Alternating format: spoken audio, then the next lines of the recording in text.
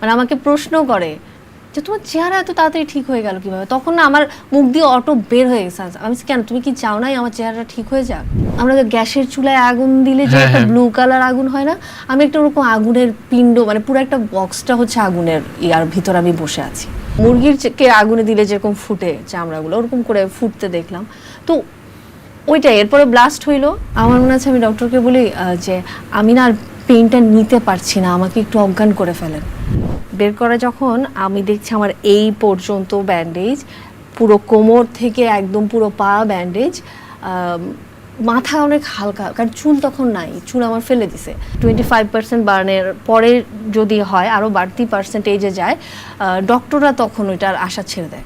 প্রত্যেকদিন রাতে আইসিইউতে যেটা শুনতাম, মিনিমাম 3 জন মানে মারা যেত। আর বার্ন পেশেন্ট আইসিইউতে ঢুকা মানে হচ্ছে সে কখনোই জীবিত বের হবে না। কতদিন ছিল আইসিইউতে? আইসিইউতে আমার যতটুকু আমার মনে হয় 11 দিন। পৃথিবী ঘোরার সাথে আমাদেরও কানেক্টিভিটি আছে। তো আমি যখন ভালো চিন্তা করব, আমার কাছ থেকে পজিটিভ অরা বের হবে। সুপ্রিয় দর্শক, আমি মরু ভাস্কর মাই স্টোরির নতুন একটি পর্ব নিয়ে আবারও আপনাদের সামনে। 2023 সালে শুটিং স্পটে অগ্নিদগ্ধ হয়ে একজন অভিনেত্রীর 35% পুড়ে যায়। ঘটনাটি আপনারা অনেকেই জানেন, কিন্তু আশ্চর্যজনকভাবে ফিনিক্স পাখির মতো আবারও আমাদের মাঝখানে ফিরে আসে ছোট পর্দার জনপ্রিয় মুখ শারমিন আখি। আমরা আজকে শারমিন আখির মুখ থেকেই শুনবো তার ফিরে আসার সেই গল্পটি। আখি, কেমন আছো? আলহামদুলিল্লাহ, এখন অনেক ভালো আছি। তোমার এই নতুন জীবন তুমি কিভাবে উদযাপন করছো? এখন তো মানে খুলে বেঁচে থাকা যেটাকে বলে, সেটা নিয়ে আছি এখন আমি। মানে আগে তো অনেক কিছু ওই পাছে লোকে কিছু বলে বা অনেক কিছুই ভাবতাম, এখন আর অত কিছু ভাবি না, এখন জীবনটাকেই উপভোগ করি। ধরো, আমরা তো জানতাম যখন আমরা গণমাধ্যমে দেখলাম বা বার্ন ইউনিটে যেয়ে তোমাকে দেখে আসলাম দূর থেকে, ডাক্তাররাও নির্দিষ্টভাবে তোমাকে নিয়ে প্রথমে কিছু বলতে পারছিল না।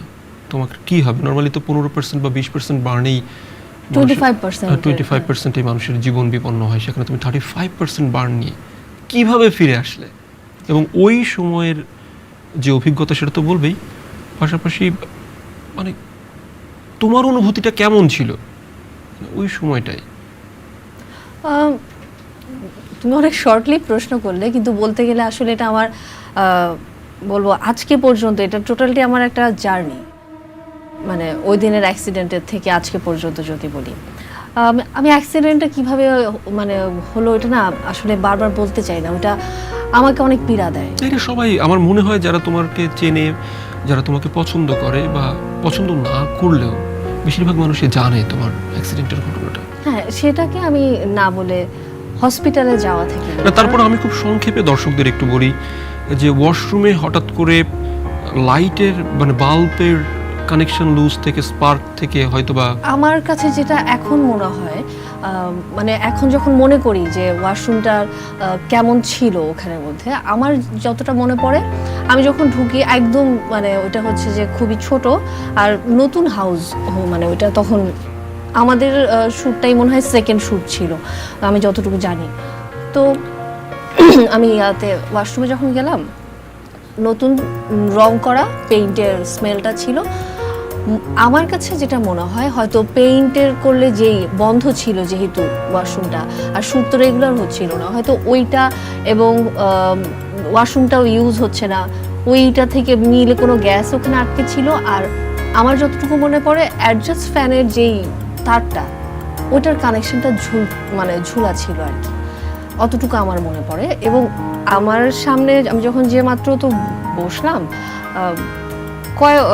মনে হয় 30 সেকেন্ডও যায় না আমি যে বসতে ওখানে যত সময়, আর 5 সেকেন্ড 10 সেকেন্ডের মধ্যেই আমি স্পার্ক আমার আশেপাশে আমি খেয়াল করলাম। এই ডান থেকে বাম ঘুরতে ঘুরতে স্পার্কটা যখন দেখছি, তখন বুঝলাম যে আমি একটা আমরা গ্যাসের চুলায় আগুন দিলে যে একটা ব্লু কালার আগুন হয় না, আমি একটা ওরকম আগুনের পিণ্ড, মানে পুরো একটা বক্সটা হচ্ছে আগুনের ইয়ার ভিতর আমি বসে আছি। ওইটা বোঝার পরপরে আমি হাতটা যখন তুলে, মানে আমার হয় না যে নিজেকে, তখন তার ওইটা মনে আসে না যে আমি দরজা খুলে বাহিরে চলে যাব, তখন হয়তো মনে আসে এই মুহূর্তে কি করবো, আমি নিজেকে কিভাবে সেভ করতে পারি। মুখের সামনে হাত দিলাম, তখন চোখের সামনে আমার 2 হাতের চামড়া একদম বইয়ের পাতা যেভাবে খুলে ওইরকম মানে বইয়ের পাতা না বলে মুরগিরকে আগুনে দিলে যেরকম ফুটে চামড়াগুলো ওরকম করে ফুটতে দেখলাম। তো ওইটাই, এরপরে ব্লাস্ট হইলো আমাকে ওখানের মধ্যে, মানে আমি ছাড়া আর কোনো ফিমেল আর্টিস্ট ওখানে ছিল না। আর আল্লাহরও কি রহমত, আসলে ওখানে সেদিন রাহাত মানে আমার বর, ও কখনো আমার শুটিং সেটে যায় না। সেদিন আমাদের বাসার সামনেই তো শুটিং সেটটা, ও মানে বের হওয়ার আগে ও ভাবলো আচ্ছা তোমাকে নামাই দিয়ে আমি যাই। তো আমাকে দিয়ে ও ওখানে ছিল কিছুক্ষণের জন্য, ওই সজল ভাইয়া ছিল, ও কথা বলছিল, ওই সময়টা অ্যাক্সিডেন্টটা হয়ে যায়। তো আমার কাছে মনে হচ্ছে যে আসলে আল্লাহ চাইছিল যে ও ওখানে থাকুক, কারণ আমাকে সেভ করে ওখান থেকে ও থাকাতেই আসলে আমি যতটা দ্রুত সম্ভব ওখান থেকে সেফলি বের হয়ে যাই। এরপরে ওখান থেকে যাওয়ার সময় পথে আমার মনে হচ্ছিল প্রচণ্ড জ্বলতেছিল শরীরটা। আর তখন থেকেই আমি গাড়িতে বসে রাহাতকে একটা কথা বলি যে কবির আজকে থেকে আমার নতুন ভাবে লাইফ শুরু। মানে আমার কাছে মনে হয়েছে এই অ্যাক্সিডেন্টটা আমার জন্য, আমি তখন পর্যন্ত ভাবছিলাম যে খুব খারাপ কিছু হয়তো আমার সামনে আসছে। আমি ওই চিন্তা থেকেই আসলে রাহাতকে বলি যে আমার একটা নতুন কিছু শুরু হচ্ছে। কারণ কোনো একটা আমাদের সামাজিক অবস্থা থেকে যদি বলি, যে কোনো কিছুতে বিশেষ করে মেয়েদের যদি কোনো ধরনের মানে কোনো কিছুর জন্য যদি মেয়েরা একটু দুর্বল হয়ে পড়ে, তাহলে কিন্তু তার আত্মবিশ্বাসটা অনেক আগেই ভেঙে যায়। হয়তো আমার তখন আমার ওই অবস্থাটা ছিল। তো ওর মধ্যেই একটা হসপিটালে দাঁড় করায় ফার্স্ট এইড নেয়, মানে ফার্স্ট এইড দেয় আমাকে। কারণ অতটা পথ ওই বার্ন ইউনিটের যেটা মানে মেডিকেল, ওখানে যাওয়া পর্যন্ত আমি পারছিলাম না সহ্য করতে যন্ত্রণাটা। তো ওখানে ফার্স্ট এইডটা নিয়ে পৌঁছাই, হসপিটালে যাই। ওখানে যাওয়ার পরে আমি ফিল করি, মানে তখনও পর্যন্ত আমি ভাবছি যে আচ্ছা ঠিক আছে, মানে আমার অত বেশি কিছু হয় না, কারণ তো হাতটা দেখছি তখনও আমার চুল, এত বড় চুল, ওগুলো যে মানে পুরে ছোট হয়ে এখানে পর্যন্ত উঠে গেছে, ওইটাও আমি তখনও তো দেখছি না নিজেকে। আমি ডক্টর আমাকে নিয়ে গেল ইমার্জেন্সিতে, নিয়ে গিয়ে যখন আমাকে মানে ব্যান্ডেজ করবে বা যা তো ওদের প্রসেসিং আর কি করবে, আমার মনে আছে আমি ডক্টরকে বলি যে আমি না আর পেইনটা নিতে পারছি না, আমাকে একটু অজ্ঞান করে ফেলেন। মানে এতটাই পেইন হচ্ছিল তখন আমার। আর ডক্টর তখন আমাকে বলছে যে আমাদের অ্যানেস্থেশিয়া করার ডক্টর নাই, আমরা পারবো না, আপনাকে একটু সহ্য করতে হবে। মানে তখন আমার মনে হচ্ছিল যে মানে এই যন্ত্রণা আসলে আমার যে কিনা আমার খারাপ চায় তাকেও আল্লাহ কখনো না দেখ, মানে এতটা যন্ত্রণা ছিল। তাও পরে হয়তো ডক্টর মনে হয়েছে যে আচ্ছা দিয়ে দেই, উনি নিজেই অ্যানেস্থেশিয়াটা আমাকে করে। মানে অ্যানেস্থেশিয়াটা আসলে অন্য ডক্টরকে করতে হয়, ওই স্পেশালিস্টকে করতে হয়, উনি করে। নরমালি ড্রেসিং এর সময়ের যে যন্ত্রণাটা, হ্যাঁ হ্যাঁ, মানে প্রথম যখন আমি মাত্র গেলাম আর কি হসপিটালে, তখন এটা বলছি। তো এরপর আমাকে যখন বের করে নিয়ে আসা হয়, তখনও পর্যন্ত আমি মনে করছি কি আমাকে যখন বের করে আমার তখন একটু জ্ঞান ফিরছিল আর কি। তো বের করা যখন আমি দেখছি আমার এই পর্যন্ত ব্যান্ডেজ, পুরো কোমর থেকে একদম পুরো পা ব্যান্ডেজ, মাথা অনেক হালকা, কারণ চুল তখন নাই, চুল আমার ফেলে দিছে। তো আমার খুব হালকা লাগছে, কিন্তু আমি এইটুকু বুঝতে পারতেছি না যে আমার চুল নাই, এটা আমি বুঝিনি। তো আমাকে যখন নিয়ে বের করে, আমি আমার ননদ আমার সামনে এসে ও কান্না করে দেয়, মানে আমাকে দেখে কান্না করে দেয়। আমি ওকে প্রশ্ন করি যে তুমি কান্না করতেছো কেন? মানে তখন পর্যন্ত আমি জানি না আমার সাথে কি বুঝতে পারোনি যে তোমার কি হচ্ছে, আমি বুঝতেছি না। আমার দেবর আসছে, আমি ওকে বলি কি আদি আমার একটা ছবি তুলো। তো আমার ইনলস ফুপি বলছে যে ওনাকে যে তুমি যাও এখান থেকে, ওকে বের করে দেয়। কারণ তখন আমি বুঝছি যে আচ্ছা মনে হয় সামথিং রং, আমার মনে হয় একটু বেশি কিছু হয়েছে না, ওনারা এত সিরিয়াস কেন। বার্নের পেশেন্টদের যেটা হয়, আমি নিজেরটা দিয়ে মানে যতটুকু জানতে পারছি, সেটা শুরুর 1 দিন 2 দিন এই যে আমি যেমন মনে করছিলাম যে কিছু হয় না, পেইন টেইন তখন তো ওরকমই আনা, এই জিনিসটা আস্তে আস্তে ডিপ হয়, খারাপের দিকে যাইতে থাকে। আর শুরুতে তুমি যেটা বলছিলে যে 25% বার্নের পরে যদি হয় আরও বাড়তি পার্সেন্টেজে যায়, ডক্টররা তখন ওইটার আশা ছেড়ে দেয়। তখন হচ্ছে যে ওনারা সর্বোচ্চ চেষ্টা করে সারভাইভ করে যদি ফিরতে পারে পেশেন্ট, তাহলে সেটা তার লাভ। তো আমার 35% বার্ন ছিল। আমার সম্পূর্ণটা আমার মনে নেই, কারণ তখন আমি জ্ঞানেই ছিলাম না। আমাকে ফার্স্ট এইচডিও যেটাকে বলে ওইখানে রাখা হয়। ওইখানে যখন ছিলাম আমার হয়তো 3-4 ঘন্টা পর পর একটু একটু জ্ঞান ফিরতো। আমি দেখতাম ওখানে তো একটা কি ঘুমের ওষুধ দিয়ে রাখা বা এরকম হ্যাঁ, কিছু, কারণ মানে পেইনটা যেন ব্যথাটা না অনুভব হয়। হ্যাঁ না অনুভব হয় সেই জন্য। আর এমনিও আমার হচ্ছে যে জ্ঞান থাকতো না, এইটুকু আমার মনে আছে যে আমি খুবই কম সময়ের জন্য চোখ খুলে খুলে দেখতাম। আর আসতো যদি কেউ, যে কয়জনকে মনে আছে, এর মধ্যে আমাকে আইসিইউতে শিফট করা হয় এক রাতে। আমার মানে খুব খারাপ লাগতেছিল, আমি মানে কীরকম খারাপটা সেটা তখন তো আর বলতে পারছি না। তো মানে আমার শাশুড়ি আম্মু উনি আমাকে বলছিল, ওনার মনে হচ্ছিল যে আমার খারাপ লাগতেছে। উনি জিজ্ঞেস করে আমাকে যে তোমার কি হয়েছে, খারাপ লাগে তোমার? আমি শুধু মানে ওনাকে ইশারায় বলতে পারছিলাম যে আমার তালুতে খারাপ লাগতেছে, মানে মুখের উপরে মুখের ভিতর তালুতে। তখন আমার মনে হয়েছে আমার মনে হয় নিঃশ্বাস নিতে কষ্ট হচ্ছে। আমাকে প্রশ্ন করে তোমার নিঃশ্বাস নিতে কষ্ট হচ্ছে? আমি তখন বলি হ্যাঁ। এর মধ্যেই তখন রাত্রে 3-3:30 বাজে। যত দ্রুত সম্ভব আম্মু করলো কি, ওখানে নার্সকে আর যেই ডিউটি ডাক্তার থাকে ওনাদেরকে বললো, ওনারা এসে এরপরে আবার আমি কিছু জানি না। এরপর আমি আমার নিজেকে যখন আমার জ্ঞান ফিরে আমি দেখি তখন আমি আইসিইউতে। আইসিইউর প্রসিডিউরটা এতই কঠিন, মানে আমি কখন আইসিইউতে গেলাম, কখন এখান থেকে আমাকে শিফট করা হলো, আমি কিচ্ছু তখন জানি না। আইসিইউতে যাওয়ার পরে হচ্ছে আমার যেটা আমি বলবো, আমি আসলে এটাকে বলবো আমার লাইফের যেই ট্রাভেলটা আমি করি নাই এতদিন, ওই ট্রাভেলটা আসলে আমি আইসিইউ রুমের মধ্যে শুয়ে শুয়ে করতাম। আমার যেটা মনে হয়েছে তখন, মানে বডিটা আসলে তখন তো আমার একদম অচল, আমার বডি কোনোই কাজ করে না। হয়তো সেই জন্যই কৃত্রিম শ্বাস প্রশ্বাস চলছিল কি? হ্যাঁ, আমার তো অক্সিজেন তখন ছিলই টোটালি, এবং আমার নাক দিয়ে নল লাগানো, আমি খাচ্ছিও হচ্ছে তখন নল দিয়ে। আমার যেটা তখন মনে হতো যে প্রত্যেক দিন রাতে আইসিইউতে যেটা শুনতাম, মিনিমাম 3 জন মানে মারা যেত। আর বার্ন পেশেন্ট আইসিইউতে ঢুকা মানে হচ্ছে সে কখনোই জীবিত বের হবে না, এটা খুবই রেয়ার। মানে আইসিইউতে চলে গেছে মানে এটা আর আসবে না বাইরে। তো আমিও এখানে যখন শুনতাম যে মারা যাচ্ছে, কান্নাকাটি হচ্ছে, আমার মনে হতো যে কি আচ্ছা আমার যে বললাম না যে জ্ঞান থাকতো না, একটু পরপর জ্ঞান ফিরতো। তো আমার মনে হতো যখনই আমার আমি এরকম জ্ঞান আসতো তখন মনে হতো যে আচ্ছা আমার যদি আর জ্ঞান না ফিরে, হইতেই পারে আমি এখানে থেকে মানে মারা যাব। ওই কিছু চিন্তা করতে করতে না একটা সময় মানে যখন ফ্যামিলি মেম্বাররাও সবাই আসছে, ফ্রেন্ডসরাও ছিল, এই জিনিসটা আমি খুব ভালো করে এখন মানে ফিল করি, বুঝতে পারি। জীবনে আমরা হয়তো অনেক কি বলবো ব্যস্ততা বলি বা আমাদের এগিয়ে যাওয়া বলি, সব কিছুতেই যতই আমরা সামনে যাই বা যতই ব্যস্ত হই, ফ্যামিলিটা সবচেয়ে বেশি ইম্পর্টেন্ট মানুষের জন্য।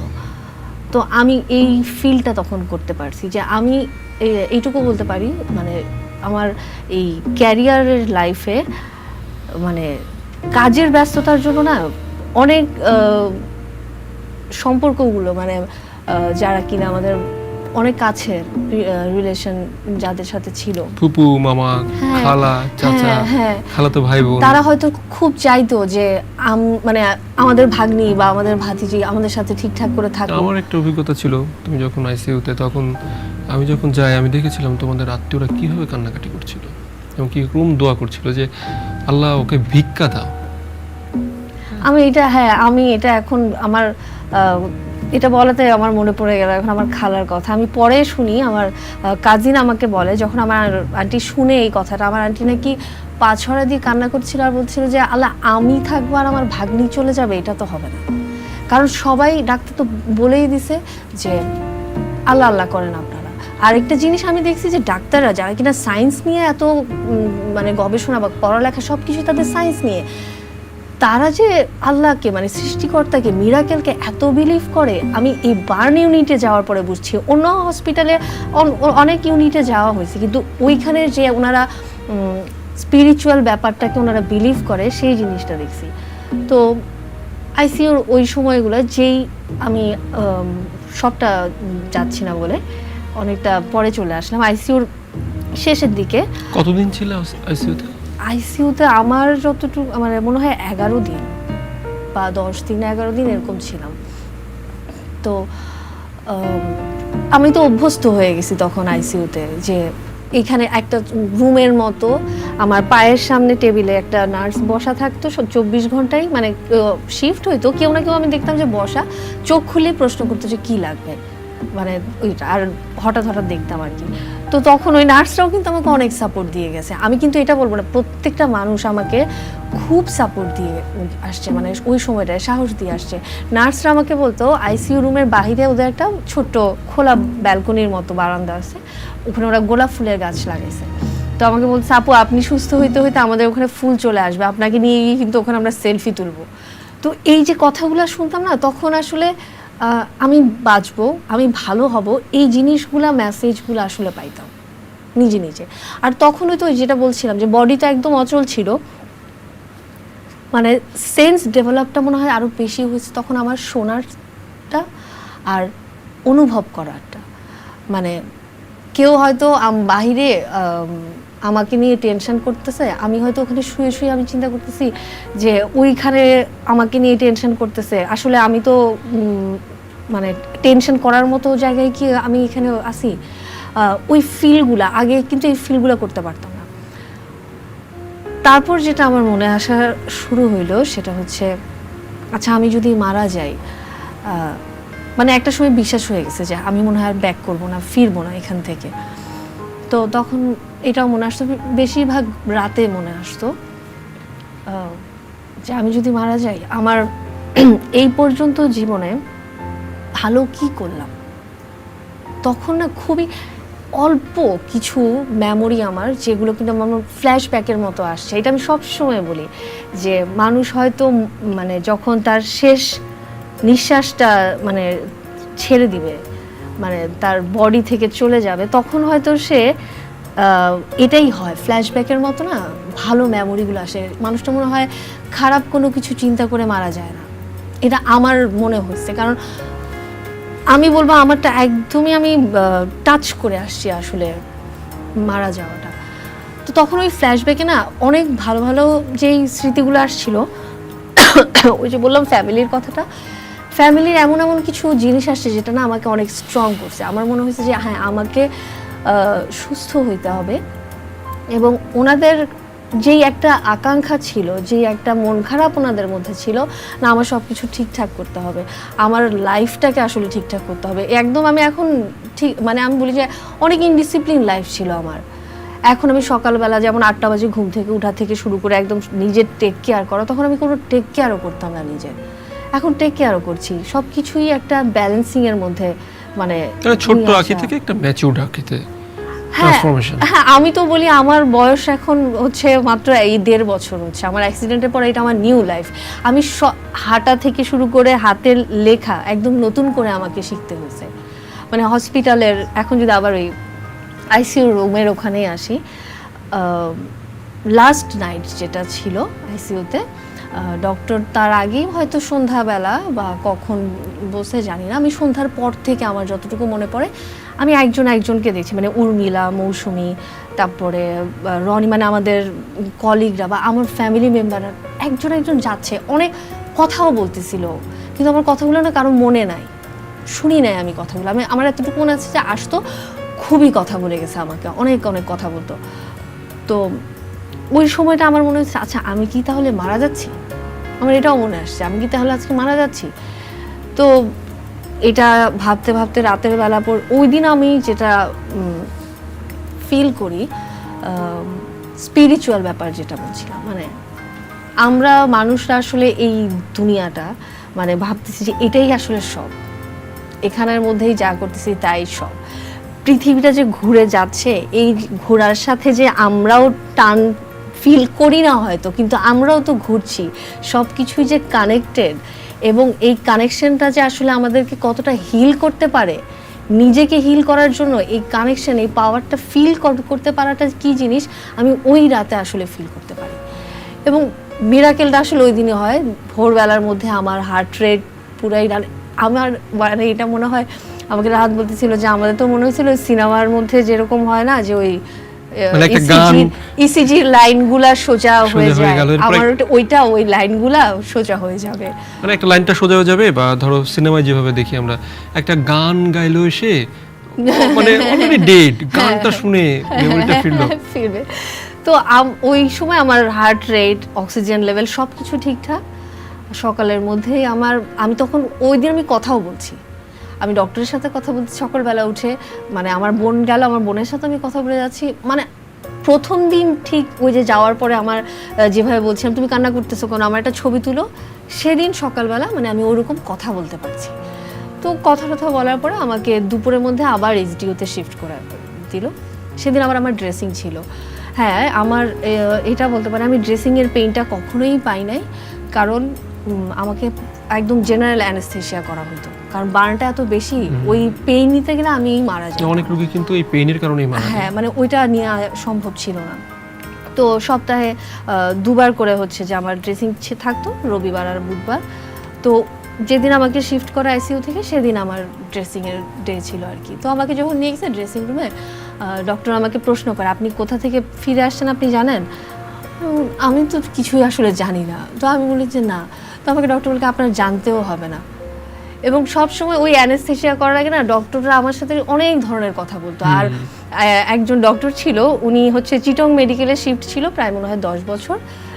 উনি সবসময় বলতো যে আমি চিটংয়ের মানুষ একদম পছন্দ করি না, আমি পেশেন্ট হয়ে গেছি চিটংয়ের ওনার। তো আমি ওনাকে সবসময় বলতাম যে আপনি আমাকে একটু ঠিকঠাক মতো দেখেন, আপনার মনের মধ্যে কোনো ধরনের চিটংয়ের বিদেশ একটা ভয় দিত আর কি, দুষ্টামি করে না। উনি সিরিয়াসলি চিটংয়ের, উনি অনেক মানে ওই হসপিটালের ওখানে হয়তো হয় না যে একটু অপছন্দ বা হয়তো ওনার ভালো লাগতো না, প্রেশার হয়তো ছিল, এখন উনি ঠিকঠাক আছে। তো ড্রেসিং এসব আস্তে আস্তে যখন হিল হওয়া শুরু করলাম, আমার প্রথম যেটা ফিল করি, আমাকে প্রথম ডক্টর এসে বলে, এর মধ্যে 1 মাস চলে গেছে, আমাকে বলে যে ওরা আমাকে দাঁড় করানোর জন্য, কারণ এতদিন তো শোয়া পুরা। তো যেদিন প্রথম দাঁড় করায় আমাকে, আমি দাঁড়ানো ভুলে গেছি, আমার মনে নাই যে আমি কিভাবে, মানে আমরা যে দাঁড়াই সেটা আমার একদম মনে নেই। তো ফিজিওর আরেকটা ডক্টর, উনি আলাদা ট্রিটমেন্ট করতো, এগুলার জন্য থাকতো। তো উনি এসে আমাকে সবসময় বলতো আপনি আপনার ব্রেনকে মেসেজ দেন যে আপনি কিভাবে হাঁটতেন, কিভাবে একটা গেট থেকে আরেকটা পা উঁচু করে যাইতেন, এগুলো মেসেজ দেন। তো তখন আমি ভাবলাম যে ব্রেনকে মেসেজ দিলে মানে তোমার কি হিপোক্যাম্পাসটা টোটালি খালি হয়ে গিয়েছিল এরকম কিছু? হ্যাঁ, মানে কোনো কিছুই আমার ব্রেনের মধ্যে নাই, মানে টোটালি সব কিছুই আমার কাছে মানে নতুন, মানে যে কোনো কিছুই নতুন। এবং আমি বলবো আমার টেস্ট বারও নতুন হয়ে গেছে, মানে যে কোনো কিছুর টেস্টটা এখন আমি খুব মানে নতুনই মনে হয় আমার কাছে। আমি যেই জিনিসটাকে টাচ করে আসছি, আমি ধরো তোমার সাথে কথা বলছি, আমি চাই না তুমি এটাকে তোমার মানে খারাপভাবে কোনো কিছু করো, বাট আমি তো জানি যে আমি কি জিনিসটা টাচ করে আসছি, এই জন্য আমি বলি যেন ওই মানুষটাও হয়তো, এই যে আমি বললাম যে কানেকশনের ব্যাপারটা, হয়তো তুমি এটা থেকে তোমারও মনে হবে আচ্ছা ঠিক আছে আমিও একটু ফিল করার চেষ্টা করি, হয়তো তোমার এখানেও তোমার যেমন হিলিংয়ের বিষয়টা, আমরা নিজেদেরকে শুধু যে মানে ফিজিক্যালি এভাবে হিল করবো তা না, আমরা মেন্টালিও নিজেকে নিজেই হিল করতে পারি। সেটা কিন্তু ওই যে আমাকে ডক্টরই বললো যে আপনি ব্রেনকে মেসেজ দেন, আপনি হাঁটবেন, কিভাবে হাঁটতেন। 3 দিন আমাকে নিয়ে এরকম হাঁটানো চেষ্টা করা হয়, ধরে ধরে বাচ্চাদেরকে আমরা প্রথম যেরকম হাঁটাই, আমার এই পাশ থেকে হাত দিয়ে দিত রাহাত এভাবে, মানে আমি সামনে থাকতাম, বলতো যে পা আগাও, কদম আগাও, কদম আগাও। তো ওইটাও 3 দিন পর্যন্ত হচ্ছিল না। তখন না আমার যদি আমি ডিপ্রেশনে চলে যেতাম যে আমি পারছি না, তাহলে কিন্তু আসলে আমি পারতাম না, তুমি আর ফিরতে পারতে না, মানে আমি আর হাঁটতে পারতাম, হয়তো আরো অনেক সময় লাগতো আমার, ওই সময়টা পারতাম না, মানে 4 দিনের মাথায় আমি হাঁটতে পারতাম না। তো সকালবেলা না আমি উঠে রাহাত থেকে বললাম কবির আজকে তুমি আমাকে ধরবা না, খালি দাঁড় করাই দিবা, আমি হাঁটবো, পড়ে গেলে পড়ে যাবো। মানে সবারই আছে যে হয়তো পড়ে গেলে ব্যান্ডেজ ফেটে গেলে ইনফেকশন হয়ে যাবে, কারণ কাউকে কিন্তু হাড় ভেঙে যেতে পারে। হ্যাঁ, আর কাউকে আমার সাথে দেখাও করতে দিত না, জাস্ট ইনফেকশনের ভয়, কারণ বার্নের পেশেন্টটা অনেক সেন্সিটিভ হয়, যে কোনো জার্ম মানে এফেক্ট হয়ে যাইতে পারে। তো আমাকে রাহাত বলতেছিল যে তুমি পারবা, আমি দাও, পড়ে গেলে পড়ে গেলাম, যা হবার হবে দেখা যাবে। তো ওই যে দাঁড় করাই দিল না, মানে ওই দাঁড়ানোতেই হাঁটা দিছি। আমি ওকে আবার এটাও বলছিলাম যে তুমি আমার ভিডিও করো। আমি না ওই ভিডিও দেখে এখন আমার মনে হয় যে আমি তো আমার নিজেকে ছোটবেলায় কিভাবে প্রথম হাঁটছি দেখি নাই। মানে আমি ফিল করি যে আরে আমি নতুন নতুন হেঁটে যাচ্ছি, হাতের মধ্যে তখন কোনো জোর নাই। আমার বাম হাতে কিন্তু এখনও যে খুব মানে স্ট্রেংথ আছে তাও না, কারণ এই জায়গাটাতে আমার স্কিন গ্রাফটিং করতে হয়েছে, মানে স্কিন আসছিল না, তো থাই থেকে স্কিন নিয়ে এখানে স্কিন বসাইতে হয়েছে। তো এটাতে এখন স্ট্রেংথ আসতে অনেক সময় লাগবে। তো প্রথম যখন হাতের ব্যান্ডেজ খুলে হাতের মধ্যে কোনো ধরনের সেন্স আমার নেই, কোনো কিছু ধরা বা কোনো কিছু এক্সারসাইজ ছিল ডক্টরদের থেকে দেয়া, আমার তখন মনে হলো কি যে আমরা তো অনেক কিছুই ঘটে যাচ্ছে আমার জীবনে, আমি একটা কাজ করি লিখে রাখি, মনে থাকে না তখন। আর ডক্টরের মধ্যে আমাকে বলতো যে অ্যানেস্থেশিয়া অনেক বেশি হয়ে যাচ্ছে, আপনাকে সামনের বার অ্যানেস্থেশিয়া করাবো না। মানে তখন সম্পূর্ণ ঠিকঠাক আর কি, আমার সার্জারির আগের ড্রেসিংটায়। তো ওটা পরে বলছি, ওই ড্রেসিংটারও মজার গল্প আছে আমার, মানে এখন মজার গল্প হয়ে গেছে এগুলো আমার কাছে। তো পরে হচ্ছে ড্রেসিংয়ের ওইখানে যখন যাই, লাস্ট অ্যানেস্থেশিয়া করলে আমি ভুলে যাব, এটা ডক্টর বলতো আর কি, যে এত বেশি অ্যানেস্থেশিয়া করলে একটা নর্মাল যে আমাদের মানে হিউম্যান বিং মানুষদের নার্ভাস সিস্টেমে একটু ঝামেলা হয়ে যায়, মানে যে কোনো কিছুই তো বেশি ভালো না। তো ডক্টর যে আমাকে যখন বলে যে করাবো না আপনাকে অ্যানেস্থেশিয়া, তো আমি তো খুব ভয় পেয়ে যাই, তখন শুধু এতটুকু জায়গায় আমার ড্রেসিং করবে, এই জন্য ডক্টরের অ্যানেস্থেশিয়ার তো প্রয়োজন নেই। আমি ডক্টরকে বলি যে আমি তো মরেই যাব ব্যথায় এই সেই। তো আমি এখনও বলি আমার ডক্টর সুহানা আরজু, উনি এত ভালো এবং মানে অনেক সুন্দরী ডাক্তার, আমার খুবই ওনাকে পছন্দ। উনি করলো কি, উনি আমার পছন্দের একটা গান গাচ্ছিল ড্রেসিং করার সময়, আমার হাত উনি ড্রেসিং করছে, উনি আকেলে হাম আকেলে তুম আমির খান আর মনীষা কৈরালার গান গাচ্ছিল। আমার না বিন্দু মাত্র ব্যথা ফিল হয় নাই, এবং উনি ড্রেসিং করে ওটা ঠিক করে দিয়ে গান শেষ টেস্ট করে উনি আমাকে বলছে কই আপনি ব্যথা পাইছেন? আমি বলছি যে না, আপনি আসলে আমাকে অন্য দিকে ধুনে অন্য জগতে অন্য ধুন দিয়ে দিচ্ছে, যে আমি ওনার গানটাই শুনছিলাম। তো এই যে সাপোর্টগুলো প্রত্যেকটা জিনিস আমাকে না সুস্থ করতে অনেক সাহায্য করছে। হয়তো সব ডক্টররা এতটা সাপোর্ট দেয় কিনা তার পেশেন্টকে আমি জানি না, বাট আমার ডক্টররা আল্লাহর রহমত, মানে লাকিলি আমি খুবই ঠিকঠাক ছিল, মানে আমাকে যথেষ্ট ওনারা সেবা করেছে, যথেষ্ট টেক কেয়ার করেছে। এবং আল্লাহর তো রহমত ছিল, আমার ফ্যামিলি মেম্বার সবার দোয়ায় জার্নিটা আমি মানে শেষ করে মার্চের 28 তারিখ, জানুয়ারির 28 তারিখ আমার অ্যাক্সিডেন্ট হয় এবং মার্চের 28 তারিখ আমি বাসায় ব্যাক করি। এই যে নাম্বারগুলো, এগুলোও কিন্তু মানে হয়তো তোমার কাছে মনে হতে পারে যে অনেক বেশি আধ্যাত্মিক টাইপের কথা বলি এখন আমি, কিন্তু এইগুলো এই নাম্বার কানেক্টগুলো না আমাদের লাইফের সাথেও কানেক্টেড। 28 এবং আমি যখন বার্ন হও তখন কি 28 ছিলে? 28, হ্যাঁ, মানে যেদিন বার্ন হই জানুয়ারি 28, ব্যাক করি মার্চের 28, এবং ঠিক সন্ধ্যার সময়, মানে যখন আমি যাচ্ছিলাম তখনও সন্ধ্যার সময়, আমি ব্যাক করছি সন্ধ্যার সময়। বাসায় এসে যখন আমি পাড়া দিই ঘরে, অনেক ধুলা পড়েছিল, পুরো 2 মাসে রাহাত একদিনের জন্য বাসায় আসে না এই হসপিটাল থেকে, ও হসপিটালে ছিল। মানে আমি যখন পাড়া দিই আমি না কান্না করে দিছি তখন। এইটা আমি এখনও ফিল করলে আমার খুব মানে ভিতরটা একটু কেমন যেন লাগে, যে ওই ইমোশনটা না আমার কাছে একটু কেমন জানি ছিল, যে আমার ঘরটায় আমি আবার ফেরত আসছি, মানে রিলিজ পেয়ে যাওয়া, সুস্থ হয়ে গেছি। ওই জিনিসের চাইতে যখন আমি পাড়া দিছি আমার ঘরে, আমার মনে হচ্ছে আমি আমার ঘরটাতে ফেরত আসছি, আবার পাড়া দিলাম। আমার ঘরে প্রচুর গাছ, তো আমি দেখি যে অনেক গাছ এই 2 মাসে মারা গেছে, আবার অনেক গাছ যারা কিনা সারভাইভ করে গেছে। তখন সবচেয়ে বড় আমি ইন্সপায়ার যেটা থেকে হই সেটা হচ্ছে আমার গাছ থেকে, যে নিজেকে তুমি যে কোনো জায়গায় চাইলেই, ওরা যে সারভাইভ করে গেল, যারা যারা কিনা মারা গেছে তারা তো যাবেই, 2 মাস তাদের কোনো টেক কেয়ার করা হয়নি, কিন্তু যারা সারভাইভ করে গেল তারা কতটা মানে নিজেদেরকে, অবশ্যই ওদেরও তো জীবন আছে তাই না, ওরাও নিজেদেরকে ওই সারভাইভ করার জন্য ওই ওয়েদার ওই সব কিছুর সাথে অ্যাডজাস্ট করে নিছে তাই না।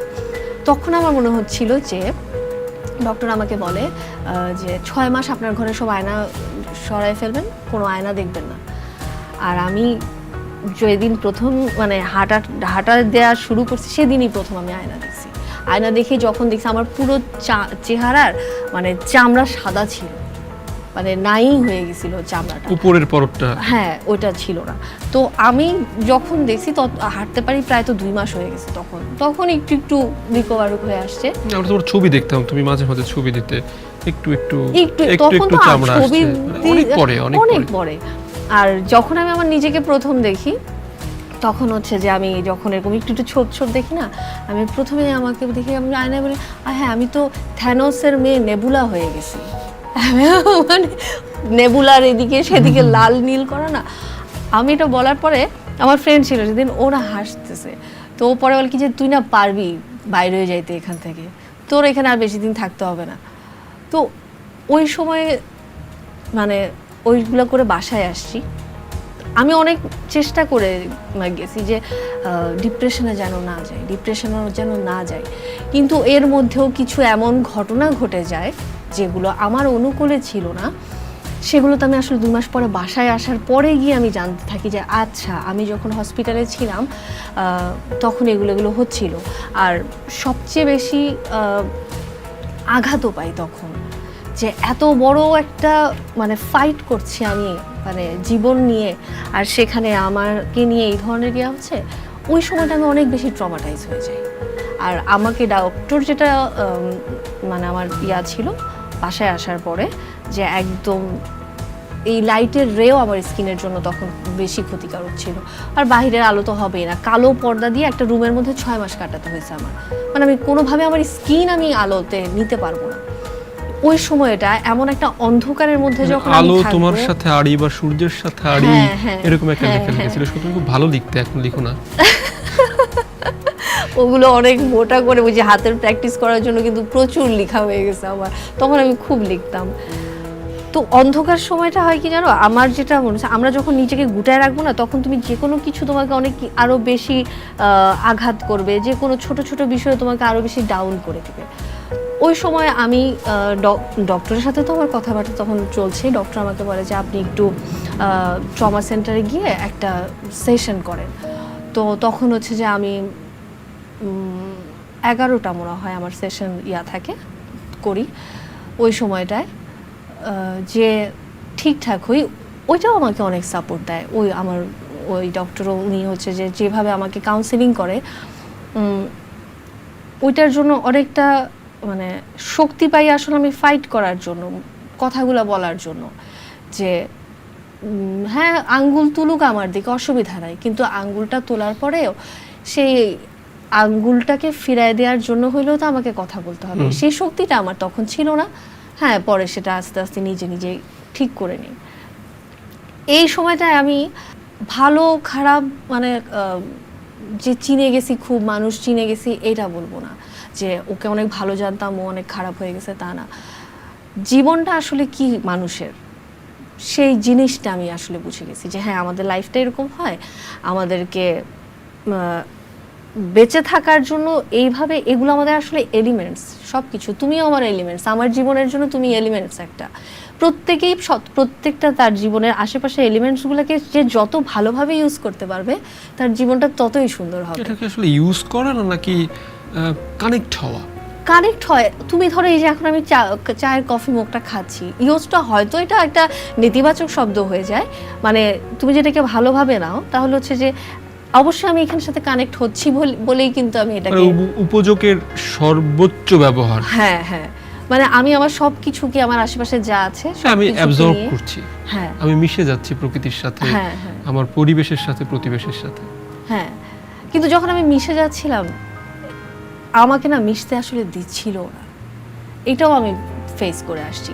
মানে ধরো ক্যারিয়ার লাইফে তো অনেক কিছুই ফেস করে আসছি, ওগুলো তো এইসবের কাছে মানে আমার কি বলবো অ্যাক্সিডেন্টের পরের যেগুলো ফেস করে আসছি সেগুলো না এখন ওগুলো মাথায় নেই না। ওগুলো আমার মনে হচ্ছে ধরো ওগুলো কিছুই না আসলে। মানে আমি যখন সব কিছু ঠিকঠাক করে মানে অ্যাকসেপ্ট করে নিয়ে আচ্ছা বের হচ্ছি বা সব কিছু ঠিকঠাক করে সবাইকে নিয়ে ভালো থাকতে চাচ্ছি, তখনও দেখি যে সবার মধ্যে না একটা প্রশ্নবোধক চিহ্ন ছিল। হয় না যে ও খারাপ, ওর সাথে আসলে মিশার দরকার নাই, বা এই টাইপের কোনো কিছু মুখ ফুটে কেউ কখনো বলে নাই। হ্যাঁ, এটা কি মানে আমাদের একটা মেন্টালিটি যে কেউ একজন একটু উঠছে বা কেউ একজন ভালো কিছু করছে তাকে একটা ট্যাগ লাগিয়ে দেওয়া? না, উঠাটা না, আসলে আমাদের সামাজিক ব্যবস্থাটা এমন যে যে কোনো কিছুর জন্য আসলে শুরুতে যে কোনো কিছু মানে প্রথমে মেয়ের উপরেই আঙ্গুলটা আসে। মানে আমি ওই জায়গায় পড়ে গেছি, মানে জেন্ডার ডিসক্রিমিনেশন যেটাকে বলে, আমি সেই জায়গাতে আসলে পড়ে গেছি। তো ওই সময়টা যখন দেখছি না, এমনও প্রশ্ন মানে আমাদের হয়তো চেনা জানার মধ্যে আছে, এমনও প্রশ্ন আমার কাছে আসলো যে যেই আমাকে দেখতো সে খুব মানে কি বলবো, ভালোবাসাটা আমাকে দিত, আমি ফিল করতাম যে হ্যাঁ এইটা আসলে পিওর কানেক্টিভিটি বা ভালোবাসাটা আছে, পজিটিভ অ্যাফার্মেশন। হ্যাঁ, আর এরকমও কথাবার্তা আমার কাছেও শুনলে, মানে সরাসরি আমাকেই বলবো, ধরো তোমার চেহারাটা এত জলদি ঠিক হয়ে গেল কিভাবে। এরকম একটা কথা খুব খুব ভালো মনে হচ্ছে যে ওটা তো যা দেখলাম এটা মানে তুমি লিখলে না কেউ একজন লিখেছিল তোমার পোস্টের কোনো কমেন্টে, যেরকম ছিল যে আচ্ছা ও এত দ্রুত ঠিক হলো কি করে, ও কি প্লাস্টিক সার্জারি করালো? ও আমি কমেন্টের কথা বলছি না, আমি সরাসরি মানুষের কথা বলছি তোমাকে। মানে আমাকে প্রশ্ন করে যে তোমার চেহারা এত তাড়াতাড়ি ঠিক হয়ে গেল কিভাবে, তখন না আমার মুখ দিয়ে অটো বের হয়ে গেছে। আমি কেন, তুমি কি চাও নাই আমার চেহারাটা ঠিক হয়ে যাক? কি বলবো তখন বলো? কিন্তু এখন না আমি অনেক তাও এটা করে দিছি যে না, আসলে ওই সময়টাও যখন শুনে আসছি না, তখন আমার মনে হয়েছে যে আচ্ছা ওই যে আমি একটু মানে কি বলবো অনেক রেগে যাই না, বাট এই যে জবাবটা দিয়ে দিলাম, তখন আমি বাসায় এসে আমার মনে হলো যে না, এখন থেকে এভাবে আসলে কাউকেই কোনো জবাব আমার দিতে হবে না। আমি আসলে আমার নিজেকে একসেপ্ট করে নেই নাই এখনো, সেজন্যই আমার মানুষের কথা খারাপ লাগছে। আমি আমাকে একসেপ্ট করে নিলে এবার দুনিয়ার মানুষকে কি বললো সেটা বদার করার কোনো কিছু আমার নাই, কারণ আগে তো আমার নিজেকে আমার একসেপ্ট করতে হবে। তখন থেকে যখন আমি আমার নিজেকে একসেপ্ট করে নিলাম, এখন আমি আর দুনিয়ার কারো কোনো কথা বদার করি না, কোনো কিছু না। আমি আমার জীবনটাকে যা যা আমার, আমি ভুল বলবো না, যা যা আসলে আমি জানতাম না জীবনের জন্য করতে হয়, তাই এখন আমি আমার জীবনের মধ্যে সেগুলোকে, যেহেতু আমার নতুন লাইফ, আমি চাইলেই সাজাতে পারছি সুন্দর করে, তো আমি সেটাই করছি।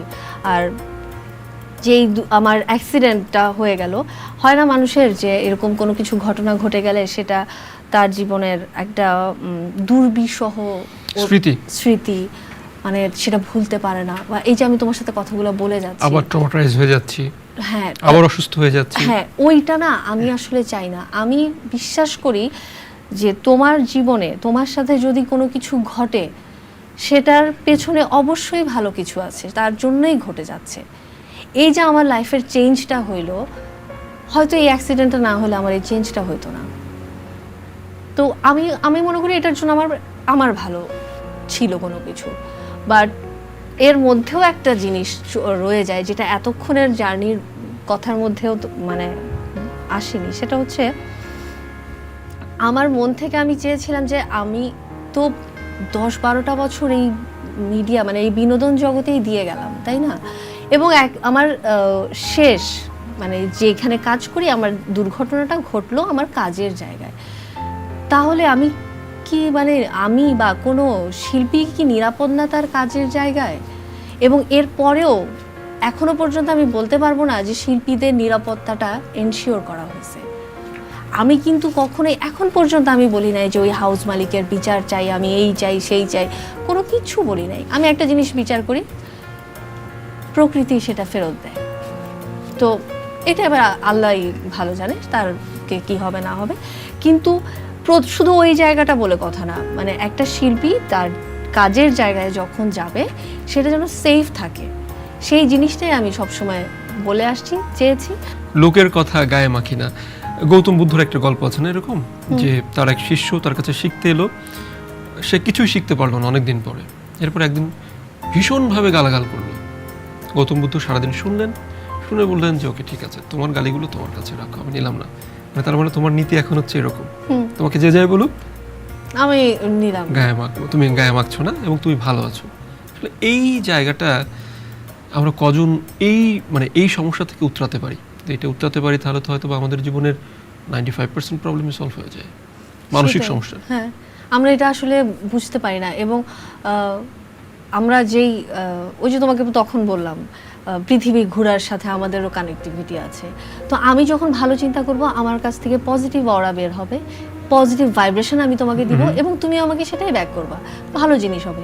এখন আমরা সবাই নেগেটিভ এনার্জির মধ্যে রয়েছি, সবাই নেগেটিভ অরা ছড়াই, একজন আরেকজনকে দিচ্ছি, তুমিও দিচ্ছ, আমিও তোমার থেকে নিচ্ছি। ঘৃণা, বিদ্বেষ, হ্যাঁ, মানে এখন তো আরো বেশি চলছে। এখন যেই পরিস্থিতি, মানে এখন মনে হয় বন্ধু বন্ধুও নাই, মানে এই মুহূর্তে যা চলছে আমাদের, এই আমি এখন দেখি যে এত হেট স্পিচ, এত হেট মানুষের মনে, মানে কেন,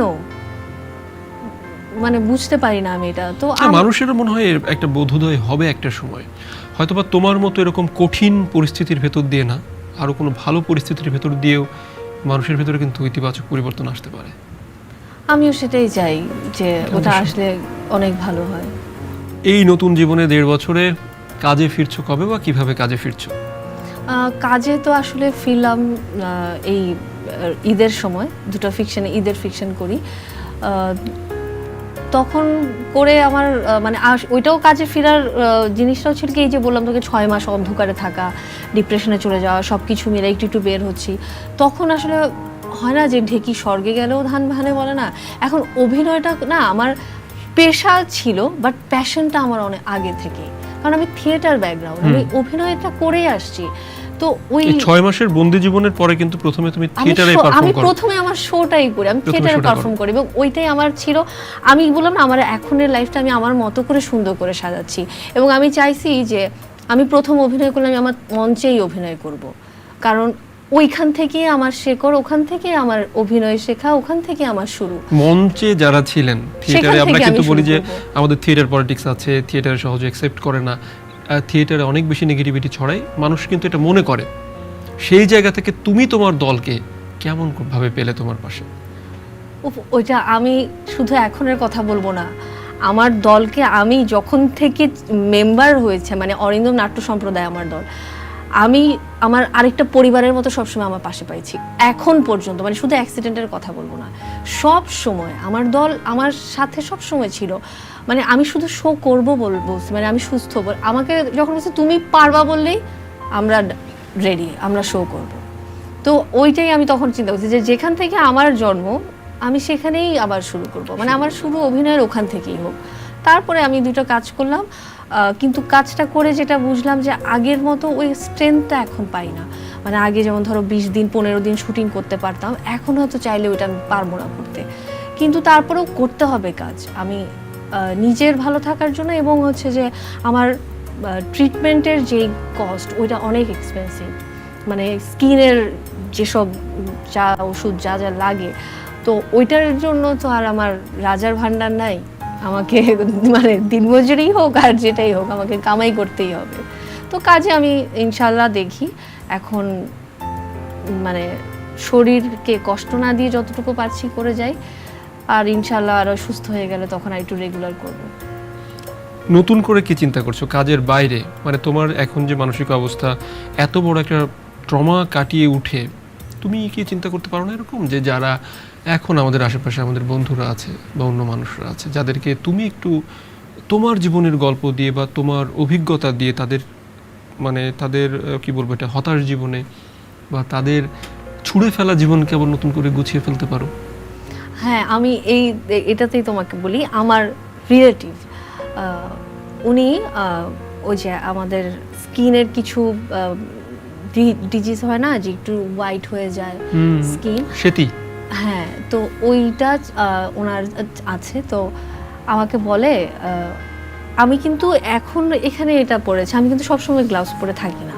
ওই যে বললাম আমি নিজেকে অ্যাকসেপ্ট করে নিয়ে ফেলছি। এবার তোমরা দেখো, তোমাদের যদি আমার হাত দেখে, আমার ওই বার্নের স্কিন দেখে তোমার যদি খারাপ লাগে, এটা বাবা তোমার ব্যাপার, আমার খারাপ লাগছে না। তো এই জিনিসটা উনি এখন আর ঢেকে রাখে না। উনি আমাকে বলে যে তুমি ঢেকে রাখো না, আমি কেন এটা এখন ঢেকে রাখবো। উনি কিন্তু অনেক বয়স্ক, তো এই একটা বয়স্ক মানুষকে আমি আজ এত বছর সে যে জিনিসটা ঢেকে রাখতো, সে আজকে কনফিডেন্ট পেল আমার জন্য। তো এটা দেখার পরে না আমার মনে হচ্ছে আমার ফ্যামিলিতেই তো আমি একজনকে মানে ইন্সপায়ার করতে পারলাম। হয়তো আমাকে দেখে আমার ফ্রেন্ডস বা ফ্যামিলির আরও 2-4 জন হয়তো অন্যভাবে ইন্সপায়ার হবে, হয়তো ভাববে যে হ্যাঁ আমি আমার নিজেকে দিয়ে এইটা করতে পারি। নতুন বাংলাদেশ বা আগামীর বাংলাদেশের কাছে তোমার প্রত্যাশা কি শিল্পী হিসেবে? শিল্পীরা তো সবসময় আসলে শৈল্পিকভাবেই সব কিছু চায়। দেশকে আসলে আমি শৈল্পিকভাবে চাই বলতে পারবো না, দেশের অনেক কিছুই থাকে, কিন্তু ছোটবেলা থেকে যেমন খুব শান্তিতে মানে বের হয়ে একটা শান্তি পেতাম রাস্তাঘাটে চলতে, সেই দেশটা মনে হয় এখন আমাদের নাই, মানে আমার কাছে মনে হয়। হয়তো যুগ পাল্টানোর সাথে সাথে তো অনেক কিছুই পাল্টাবে, বাট এখনের এই আপডেট যুগে এসে দেশটাতে আসলে চাই একটু শান্তি, সহমর্মিতা, মানে একজন আরেকজনের উপর আমরা যে ঝাঁপায় পড়ি এটা না হোক। একজন আরেকজনের উপর আমরা তখনই ঝাঁপায় পড়বো হচ্ছে যে ওই যা হয় না যে 10 মিলি করি কাজ হারি জিতি নাহিলা, যেরকম 10 জন ওই ঝাঁপায় পড়ি। এবার বন্যা এরকম যেভাবে আমরা ঝাঁপিয়ে পড়লাম, সেই ঝাঁপায় পড়ি আমরা, মানে অন্য ঝাঁপায় পড়ার কোনো মানে নাই। আমি এটাই চাই, মানে হিংসা বিদ্বেষহীন সুন্দর একটা পরিবেশ। আখি, তুমি ভালো থাকো, তোমার এই পজিটিভিটির চর্চা আরো বাড়ুক, ছড়াও আমাদের মাঝখানে এসেছো, আমরা আনন্দিত। তোমার সর্বাঙ্গীন মঙ্গল আমরা কামনা করি দীপ্ত পরিবার থেকে, দীপ্ত প্লের পরিবার থেকে। তোমাকেও ধন্যবাদ। আর আমার তো অনেক ভালো লাগলো তোমার সাথে কথা বলতে পেরে এখন, যদিও শোর কারণে আমরা অনেক কথা বলতে পারিনি, আমাদের শোটা শেষ করেই আমরা পুরো শেষ করব কথাগুলো, আমাদের যা যা বলা হয়নি। সুপ্রিয় দর্শক, নিরাপদ কর্মক্ষেত্র আমাদের সকলের প্রত্যাশা। আর কারো জীবন আখির মতো না হোক, তারপরেও এই শোয়ে আখি যেমন তার ইতিবাচক মানসিকতার পরিচয় দিল, হয়তোবা আখির জীবনের গল্প আপনার জীবনের পাথেয় হতে পারে। ভালো থাকবেন, সুস্থ থাকবেন, আবারও কোনো নতুন পর্ব নিয়ে আপনাদের সামনে হাজির হব। সে পর্যন্ত আমাদের সঙ্গেই থাকুন।